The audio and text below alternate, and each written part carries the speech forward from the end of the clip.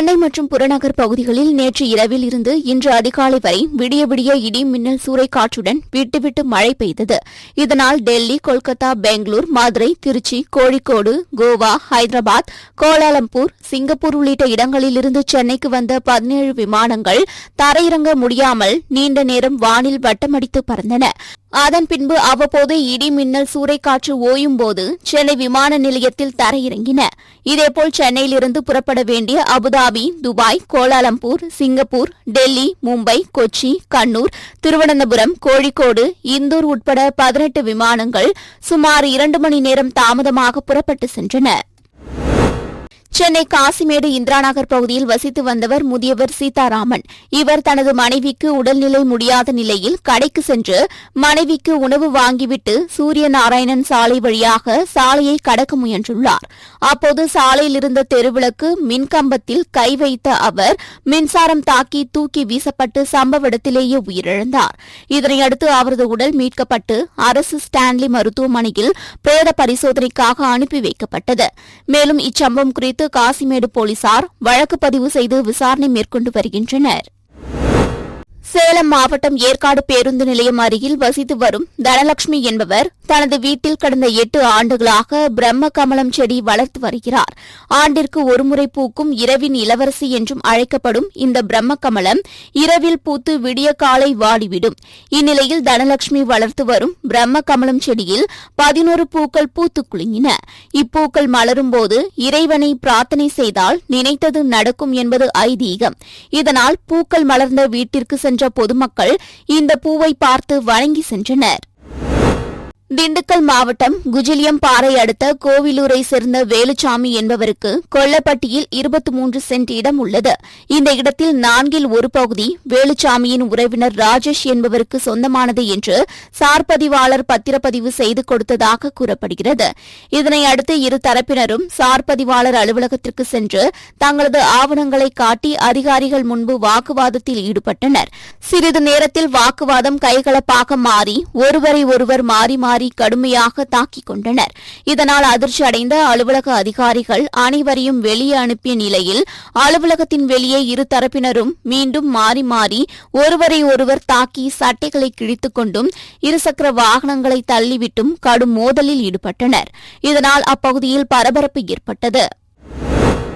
சென்னை கிண்டி மடுவாங்கரையைச் சேர்ந்த மொஹிதீன் பாத்திமா பிவி என்பவர் கடந்த ஆண்டு அக்டோபர் மாதம் ஆவடி மத்திய குற்றப்பிரிவில் புகார் ஒன்று அளித்திருந்தார். அந்த புகாரில் கொரட்டூர் கிராமம் கள்ளிக்குப்பம் ஷாஜி நகரில் உள்ள தனது நிலத்தை பத்மநாபன் என்பவர் அபகரிக்க திட்டமிட்டு தன்னை போல் ஆள் மாறாட்டம் செய்து போலியான பொது அதிகார பத்திரம் தயார் செய்து அதன் வாயிலாக பாலகிருஷ்ணன், பிரபு, வேலு ஆகியோருக்கு பத்திரப்பதிவு செய்து கொடுத்துள்ளார் என்றும் எனவே நில மோசடியில் ஈடுபட்டவர் மீது நடவடிக்கை எடுக்க வேண்டும் என்றும் குறிப்பிட்டிருந்தார். இதுகுறித்து விசாரித்த ஆவடி மத்திய குற்றப்பிரிவு போலீசார் செங்குன்றம் சோலை மாநகரை சேர்ந்த பாஜக பிரமுகர் பத்மநாபன் என்பவரை கைது செய்தனர். சேலம் மாவட்டம் ஏற்காடு மற்றும் சுற்றியுள்ள நாகலூர், மஞ்சக்குட்டை, குப்பனூர், கொட்டச்சேடு, வாழவந்தி உள்ளிட்ட 30க்கும் மேற்பட்ட கிராமங்களில் இன்று காலை கடும் பனிப்பொழிவு காணப்பட்டது. குறிப்பாக ஏற்காட்டிலிருந்து சேலம் செல்லும் மலைப்பாதைகளில் 5 கிலோமீட்டர் தொலைவிற்கு பனிமூட்டம் படர்ந்துள்ளதால் வாகன ஓட்டிகள் முகப்பு விளக்குகளை எரியவிட்டவாறு வாகனத்தை இயக்கி சென்றனர். கிருஷ்ணகிரி மாவட்டம் போச்சம்பள்ளி பகுதிகளில் வெயிலின் தாக்கம் அதிகமாக இருந்த நிலையில் அரசம்பட்டி, பாரூர், புலியூர், மஞ்சமேடு உள்ளிட்ட பல பகுதிகளில் 1 மணி நேரத்திற்கும் மேலாக இடி மின்னல் காற்றுடன் கூடிய கனமழை பெய்தது. இதனால் சாலைகளில் தண்ணீர் பெருக்கெடுத்து ஓடியதால் வாகன ஓட்டிகள் சிரமத்திற்குள்ளாகினர். சிவகங்கை மாவட்டம் காரைக்குடி புதுச்சந்தைப்பேட்டை பகுதியில் வசிப்பவர் 65 வயதான ராஜேந்திரன். இவரது வீட்டில் கஞ்சா செடி வளர்த்து வருவதாக போலீசாருக்கு ரகசிய தகவல் கிடைத்தது. அதன் பேரில் காரைக்குடி தெற்கு காவல் நிலைய போலீசார் இவரது வீட்டை சோதனை செய்ததில் வீட்டின் பின்புறம் 100 சென்டிமீட்டர் நீளம் கொண்ட 15 கிளைகளுடன் கூடிய 22 கிராம் எடையுள்ள கஞ்சா செடி வளர்த்து வந்தது தெரியவந்தது.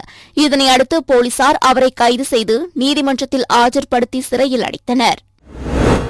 செங்கல்பட்டு மாவட்டத்தில் கடந்த சில நாட்களாக வெயில் வாட்டி வதைத்து வந்த நிலையில் மதுராந்தகம், கருங்குழி, மேலவளம், பேட்டை படாலம் ஆகிய பகுதிகளில் 1 மணி நேரத்திற்கும் மேலாக பலத்த இடியுடன் கூடிய கனமழை பெய்தது. இதனால் சாலைகளில் தண்ணீர் பெருக்கெடுத்து ஓடியது. மேலும் இந்த கனமழையால் வெப்பம் தணிந்து குளிர்ச்சியான சூழல் நிலவியதால் பொதுமக்கள் மகிழ்ச்சியடைந்தனர். தூத்துக்குடி மாவட்டம் திருச்செந்தூர் அருகே உள்ள கரம்பை கிராமத்தைச் சேர்ந்தவர் ஜெயா. இவர் தனது வீட்டில் கோழிகளை வளர்த்து வந்துள்ளார். இந்நிலையில் இவர் வீட்டில் வளர்த்து வந்த கோழி ஒன்று கடந்த 2016ஆம் ஆண்டு காணாமல் போனது. இதைத் தொடர்ந்து ஜெயா தனது வீட்டிற்கு வெளியே வந்து தனது கோழியை யாரோ திருடிவிட்டார்கள் என்று சத்தம் போட்டுள்ளார். அப்போது ஜெயா வீட்டிற்கு பக்கத்து வீட்டுக்காரரான பாண்டி என்ற முதியவர் ஜெயா தன்னைத்தான் கோழி திருடியதாக சத்தம் போடுகிறார் என நினைத்து அவரிடம் வாக்குவாதத்தில் ஈடுபட்டது. அவரை ஜாதி பெயரை கூறி திட்டியதுடன் அரிவாளால் வெட்டி படுகொலை செய்தார். இதைத் தொடர்ந்து திருச்செந்தூர் கோவில் காவல் நிலைய போலீசார் பாண்டியை கைது செய்தனர். இது தொடர்பான வழக்கு விசாரணை மாவட்ட வன்கொடுமை தடுப்பு சட்ட வழக்குகளை விசாரிக்கும் சிறப்பு நீதிமன்றத்தில் நடைபெற்று வந்தது. இந்த வழக்கை விசாரணை செய்த நீதிபதி உதயவேலன் குற்றவாளி பாண்டிக்கு வன்கொடுமை தடுப்பு சட்டத்தின் கீழ் 7 ஆண்டுகள் சிறை தண்டனையும் ஆயுள் தண்டனையும் 10,000 ரூபாய் அபராதமும் விதித்து தீர்ப்பளித்தார். சென்னை பூந்தமல்லியில் இருந்து திருவொற்றியூர் செல்லக்கூடிய மாநகர பேருந்தில் பயணிகளை ஏற்றிக்கொண்டு ஓட்டுநர் சந்திரசேகர் என்பவர் திருவொற்றியூர் நெடுஞ்சாலை வழியாக சென்று கொண்டிருந்தார். அப்போது அடையாளம் தெரியாத முதியவர் மீது பேருந்து மோதியதில் அவர் தலை நசுங்கி சம்பவ இடத்திலேயே பரிதாபமாக உயிரிழந்தார். இதுகுறித்து தகவல் தெரிவித்தும் 1 மணி நேரமாக ஆம்புலன்ஸ் வர தாமதம் ஏற்பட்டதால் உயிரிழந்த முதியவர் சடலத்தின் அருகே இளைஞர்கள் ஒன்று கூடியதால் அப்பகுதியில் போக்குவரத்து பாதிப்பு ஏற்பட்டது. பின்னர் உடனடியாக சம்பவ இடத்திற்கு வந்த போலீசார் முதியவர் உடலை கைப்பற்றி பிரேத பரிசோதனைக்காக ஆம்புலன்ஸ் மூலம் ஏற்றி அனுப்பி வைத்தனர். மேலும் இச்சம்பவம் குறித்து வழக்கு பதிவு செய்து விசாரணை மேற்கொண்டு வருகின்றனர். தூத்துக்குடி மாவட்டம் கோவில்பட்டி மேற்கு காவல் நிலைய போலீசார் மந்தித்தோப்பு சாலையில் ரோந்து பணியில் ஈடுபட்டிருந்தனர். அப்போது அங்குள்ள தனியார் பள்ளி அருகே சந்தேகத்திற்கிடமான வகையில் நின்று கொண்டிருந்த காரில் சோதனை செய்ததில் தயப்பட்ட புகையிலைப் பொருட்கள் இருப்பது தெரியவந்தது. இதனையடுத்து புகையிலைப் பொருட்களை கடத்தி வந்த திருநெல்வேலி கரையிருப்பு வடக்கு தெருவை சேர்ந்த மணிகண்டன் என்பவரை கைது செய்து அவரிடமிருந்து சுமார் 85,000 ரூபாய் மதிப்பிலான புகையிலைப் பொருட்கள் மற்றும் காரை பறிமுதல் செய்து விசாரணை மேற்கொண்டு வருகின்றனர். மயிலாடுதுறை மாவட்ட ஆட்சியர் அலுவலக கூட்டரங்கில் 10ஆம் வகுப்பு பொதுத் தேர்வில் அதிக மதிப்பெண்கள் பெற்ற மாணவ மாணவிகளுக்கும் அரசு பள்ளிகளில் 100% தேர்ச்சி வழங்கிய தலைமை ஆசிரியர்களுக்கும் மாவட்ட ஆட்சியர் மகாபாரதி கேடயம் மற்றும் பாராட்டு சான்றிதழ்களை வழங்கி கௌரவித்தார். தொடர்ந்து பேசிய மாவட்ட ஆட்சியர் மகாபாரதி வாய்ப்புகளை சிறப்பாக பயன்படுத்தி நாட்டிற்கு பெருமை சேர்க்கும் வகையில் மாணவர்கள் லட்சியத்தோடு கனவு கண்டு வளர வேண்டும் என்று தெரிவித்தார். தூத்துக்குடி மாவட்டம் குளத்தூர் பகுதியில் பணம் வைத்து சீட்டு விளையாடி வருவதாக குளத்தூர் போலீசாருக்கு தகவல் கிடைத்தது. அதன் பேரில் சம்பவ இடத்திற்கு சென்ற போலீசார் பணம் வைத்து சீட்டு விளையாடியதாக வடமலை சமுத்திரம் பகுதியைச் சேர்ந்த அப்துல் காதர், பூசனூர் பகுதியைச் சேர்ந்த கணேசன், முனியசாமி, முக்கையா, மாதண்டப்பட்டி மாரியப்பன், குளத்தூர் தமிழரசன் ஆகியோரை கைது செய்து விசாரணை நடத்தி வருகின்றனர். நீலகிரி மாவட்டம் உதகை மற்றும் அதன் சுற்றுவட்டார பகுதிகளில் வானம் மேகமூட்டத்துடன் காணப்பட்ட நிலையில் சுமார் 1 மணி நேரத்திற்கும் மேலாக கனமழை கொட்டி தீர்த்தது. இந்த மழையால் காந்தல் 24வது வார்டு பகுதியில் உள்ள நடைபாதையில் மழைநீர் சூழ்ந்ததால் அப்பகுதி மக்கள் கடும் அவதிக்குள்ளாகினர். இதேபோல் உதகை மத்திய பேருந்து நிலையத்திலிருந்து ஹில்பங் செல்லும் சாலையிலும் மழைநீர் தேங்கியிருந்ததால் வாகன ஓட்டிகளும் சிரமத்திற்குள்ளாகினர். தூத்துக்குடி மாவட்டம் குளத்தூர் பகுதியை சுற்றி அனுமதிக்கப்பட்ட நேரத்திற்கு முன்பாக கூடுதல் விலைக்கு மது பாட்டில்கள் விற்பனை செய்யப்படுவதாக குளத்தூர் போலீசாருக்கு தகவல் கிடைத்தது. அதன் பேரில் சம்பவ இடத்திற்கு சென்ற போலீசார் அங்கு விற்பனைக்காக வைக்கப்பட்டிருந்த 200க்கும் மேற்பட்ட மது பாட்டில்களை பறிமுதல் செய்தனர். மேலும் இச்சம்பவத்தில் ஈடுபட்ட 7 பேரை கைது செய்து விசாரணை நடத்தி வருகின்றனர். சென்னை ஆர்கே நகர் தியாகப்பா செட்டி தெருவில் உள்ள சமோசா கடையில் கடலூர் மாவட்டத்தைச் சேர்ந்த மணிகண்டன் என்பவர் வேலை செய்து வருகிறார். இவர் கடந்த 3ஆம் தேதி தியாகப்பா செட்டி தெருவில் பீர் பாட்டிலுடன் நின்று கொண்டிருந்தார்.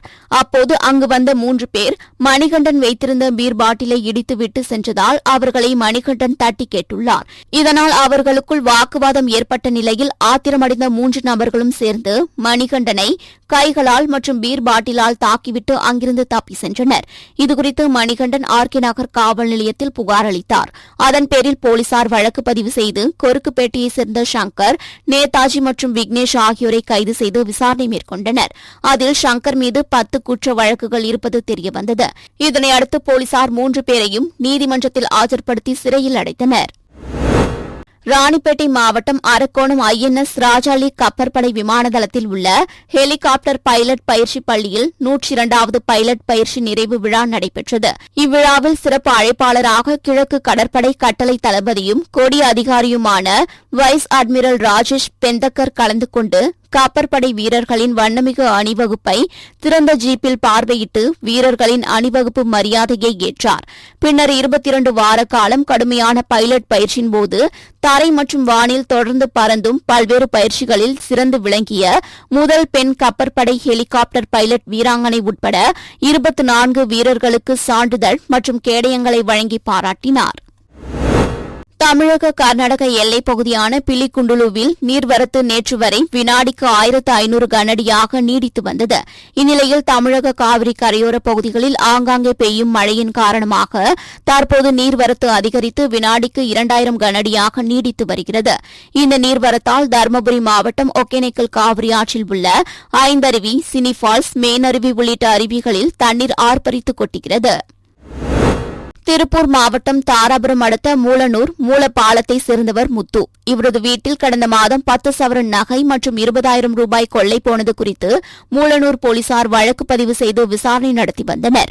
இந்நிலையில் தாராபுரம் மத்திய பேருந்து நிலையம் அருகே இருசக்கர வாகனத்தில் அதிவேகமாக வந்த 2 பேரை பிடித்து காவல்துறையினர் விசாரித்தபோது அவர்கள் முன்னுக்கு பின் முரணாக பேசியதால் அவர்களை காவல் நிலையம் அழைத்து வந்து தொடர் விசாரணை மேற்கொண்டதில் அவர்கள் சிவகங்கை மாவட்டம் முத்துப்பட்டி கிழக்கு குளத்தைச் சேர்ந்த முத்துராமலிங்கம் மற்றும் கீழ்த்துறையைச் சேர்ந்த அழகர்சாமி என்பதும் முத்து வீட்டில் கொள்ளை சம்பவத்தில் ஈடுபட்டதும் தெரியவந்தது.